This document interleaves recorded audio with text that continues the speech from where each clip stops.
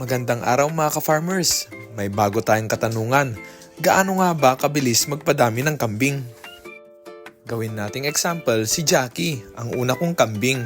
Halos 1 year and 10 months na pala siya sa atin mga ka-farmers. Ang una niyang anak ay pares na isang babae at lalaki. Ang pangalawa naman ay triplets, 2 lalaki at isang babae. Kaso namatay yung babae noon kasi naipit sa kulungan nila. Lahat ng anak niyang lalaki ay aking binenta. Ang pangatlong anak niya ay 2 babae. At ngayon, buntis na ang 2 ito. At noong October 20, nanganak ulit si Jackie ng 2 pares na lalaki. Ito yung apo na ni Jackie sa una niyang anak. At ito na rin yung kanyang apo sa tuhod. So sa loob lang ng halos 2 taon, meron na tayong 11 na kambing.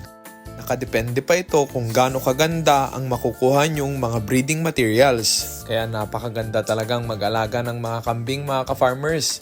Bukod sa mabilis silang dumami, mataas din ang demand nila sa market at mahal din ang presyo nila. Kung may natutunan kayo mga ka-farmers, please like and share para madami pa tayong ma-inspire sa goat farming industry. Salamat ulit mga ka-farmers, paalam!